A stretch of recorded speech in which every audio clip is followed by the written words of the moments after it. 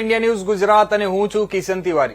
સમાચારોની વિગતવાર વાત કરીએ તો ભાવનગરની સરકારી કચેરીમાં હેલ્મેટ ચેકિંગ કરવામાં આવ્યું હતું। રાજ્ય પોલીસ વડાએ હેલ્મેટ પહેરવાનો આદેશ આપ્યા બાદ આ કાર્યવાહી કરવામાં આવી હતી।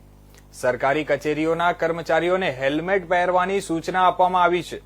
રાજ્ય પોલીસ વડાના આદેશોનો અમલ થઈ રહ્યો છે કે નહીં તે ચકાસવા માટે ચેકિંગ હાથ ધરવામાં આવ્યું હતું।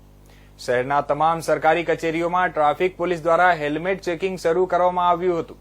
ઘણા સરકારી કચેરીના કર્મચારીઓ આ પરિપત્રનું પાલન કરતા જોવા મળ્યા, પરંતુ ઘણાને હેલ્મેટ ન પહેરવા બદલ દંડ ફટકારવામાં આવ્યો। એક પછી એક હેલ્મેટ ઝુંબેશ ચલાવીને અધિકારીઓ અને કર્મચારીઓ સતર્ક બન્યા।